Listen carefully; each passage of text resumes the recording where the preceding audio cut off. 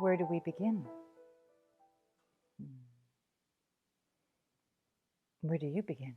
Anew, over and over again, for eternity, really. You begin in all time. In other words, expansive time. Time that moves beyond your familiar perception of linear sequential time, beyond past, present, and future. It's not that you don't exist in sequential time. Of course you exist in your relationship with the segments of time. How could you not? You have memories, you have aspirations, and so for you, time is like a clock. Time looks like a calendar.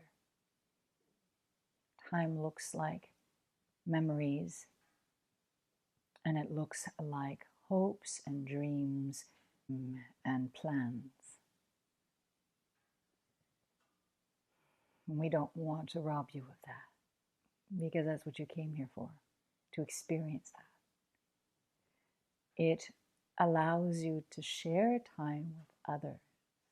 It allows you to create in time and to express yourself, to make the kinds of connections within that expression that are impossible outside of this kind of linear sequential time.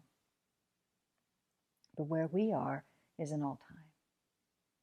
And where you truly exist, the fullness of you, the whole of you, is in all time. So you have many expressions beyond what you're familiar with. You have many expressions. And that serve your soul. And what we want to speak to you about today is just that. How to best be in service to your soul. How to align to that timelessness. How to trust. How to trust in the benevolence of life. Which many of you don't. Many of you are braced for disappointment, shouldered against loss and against feelings of inadequacy or failure. So many of you operate out of defense, justification, explanation. You feel that you have to prove yourself in some way, and people in general also expect that from you. You certainly have to prove that you can measure up to their expectations. And let's face it, society holds much of that.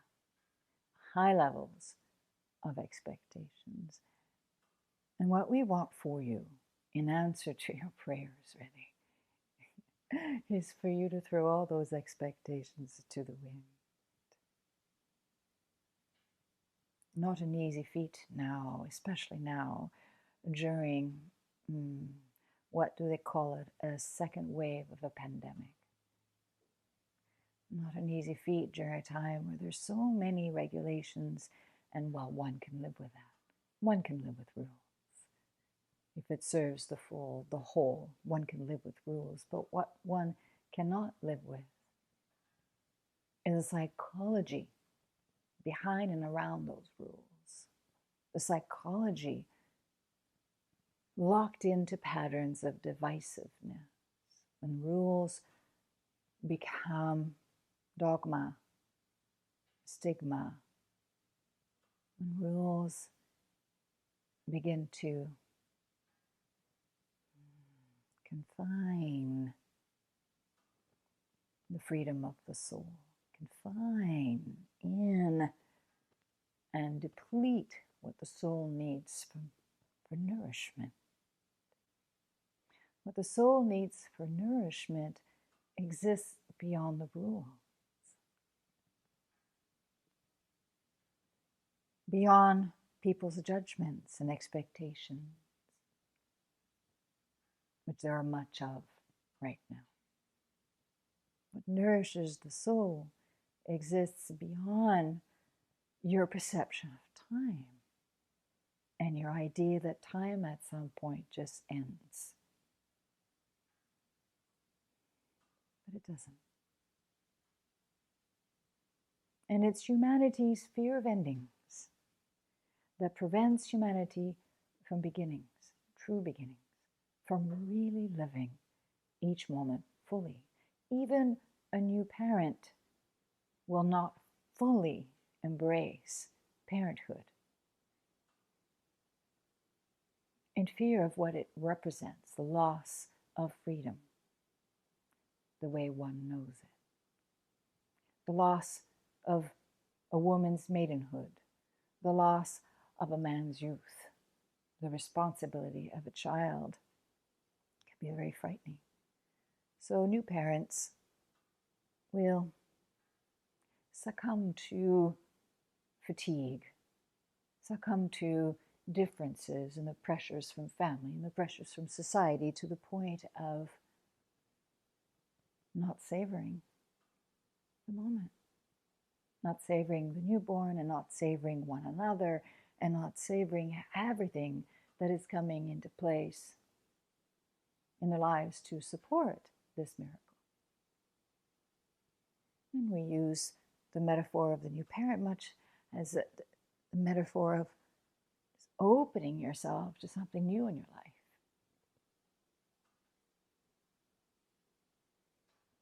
Like a friendship, companionship, relationship, a dream come true. Requires that you savor every single moment of your life. So that brings us back to what we started speaking of. Where do we begin? Where do you begin? Now. In all time. So if you project into your near future, far future, all your previous disappointment,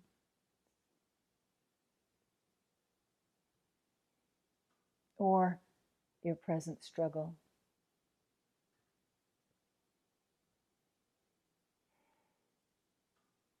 what is there to come then? What is to come? What probabilities have you really tapped into? And the vastness of all time, and the great stream of consciousness that you can be tapping into, what you derive, what you receive is thus limited. And what we want for you is abundance, expansion. But you can't have that if what you do is try to prove yourself worthy enough for it. You can't have that if what you do is tell yourself that you failed or that you're going to fail. Tell yourself that there's something wrong with you. How many times do you have that thought about yourself in some way or another? You can't look away, you can't pretend that you don't, because all of humanity shares that, we want to call it, we want a firm, very emphatic word. You all share that disease of believing yourself unworthy and believing yourself, believing that one must be worthy for love, or one must be worthy for contentment, or one must be worthy for fruition. Fruition is who you are. Love is who you are. It never ceases to baffle us, really, how little the human being and the human collective knows this. You believe what you do, what you achieve, how true you are to your self promises is somehow the measure of your worth. This saddens us tremendously.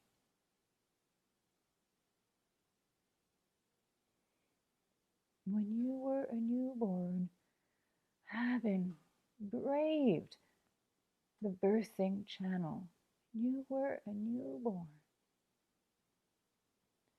having braved incarnation. Do you really think that you came here to prove yourself worthy? When you were born into this world, it was an act of courage for everyone involved. Doesn't that courage warrant some excitement, some savoring of the moment, some enjoyment? Must there be so much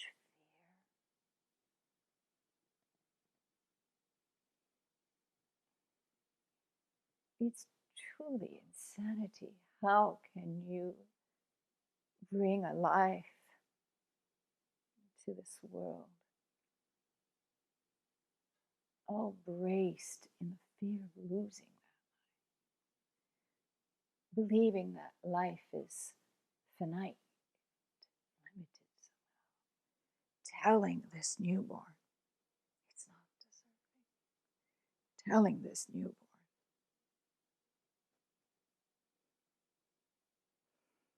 that it has to behave and measure up in order to deserve your love. Really?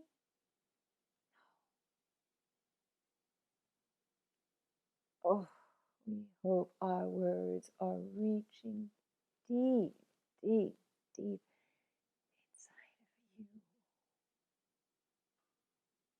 We want our words to reach deep, deep, deep inside of you and shake the very foundation of this false core belief. There is nothing wrong with you. There is nothing unworthy about you. We love your frailties. We adore the mistakes you make because we see your bravery. We love that you shut your eyes and you go unconscious, that you are brave enough to forget.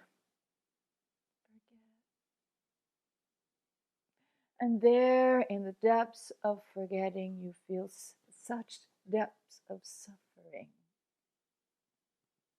And you make your way back to the light over and over and over again. Where do you begin? Not where do you end? Where do you begin? Do you fear death? Please don't. Do you fear loss? Then you're not living. Do you fear getting sick? Then you're not embracing nature.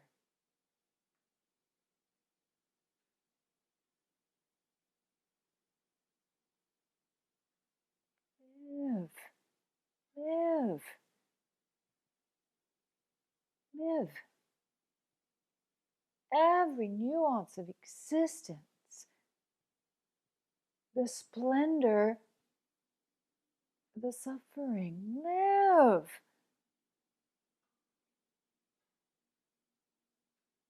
You don't like yourself? Great. Embrace it. You don't like some facets of your life? All right. Let's open all our arms together here and embrace that. Doesn't that deserve love?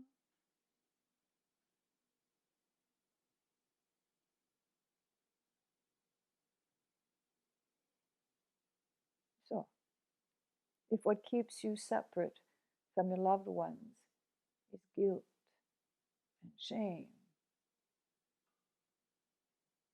and the habitual pattern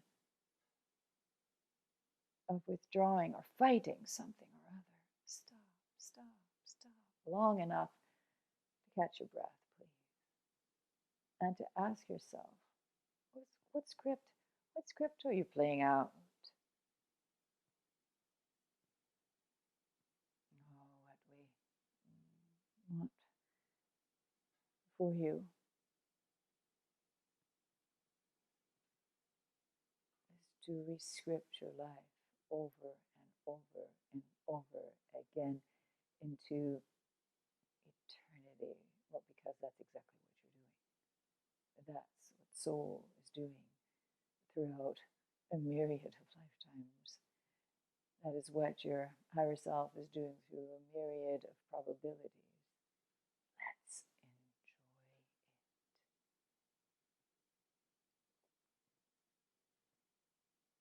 Where do you start? Where do you begin? Here. You can't make yourself awake. You can't make yourself conscious. You can't make yourself happy. You can't make yourself abundant. You can't make yourself believe that you're worthy. But you can embrace your shared humanity. You can embrace your insecurities. You can embrace what frightens you. You can embrace your fear. Oh, there is so much to embrace.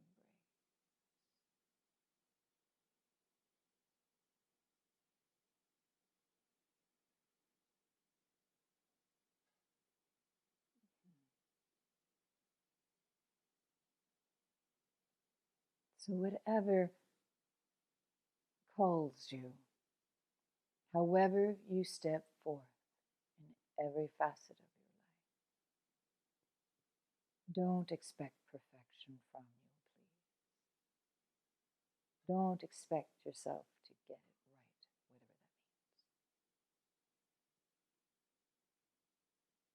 whatever that means. Please be kind. Notice how we're talking about you. Be kind to you.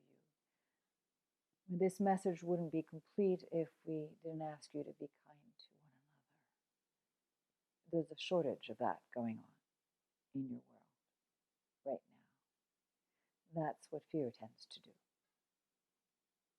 It tends to tighten the heartstrings,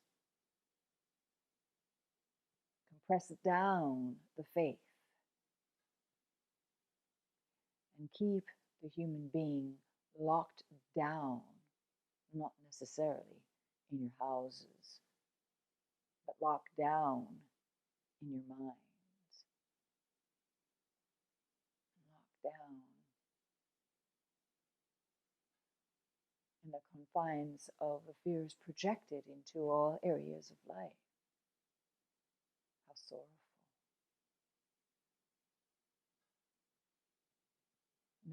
There's so much more. There is so much more. There is so much more to life than that.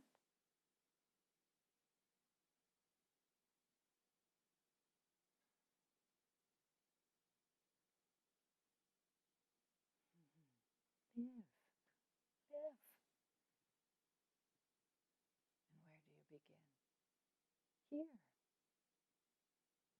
in each and every moment, for the rest of your life, into eternity. You are more than your human experience, more than your fear, more than limited beliefs, more than your ancestry, more than the collective humanity. You are so expansive. You are multidimensional. You are larger than you seem to you.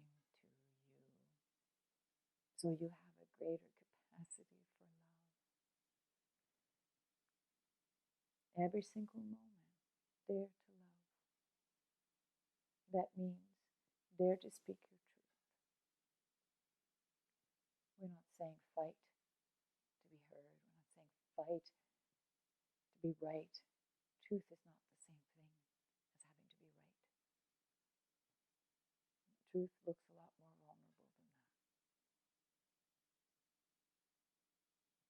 Truth is very closely knit to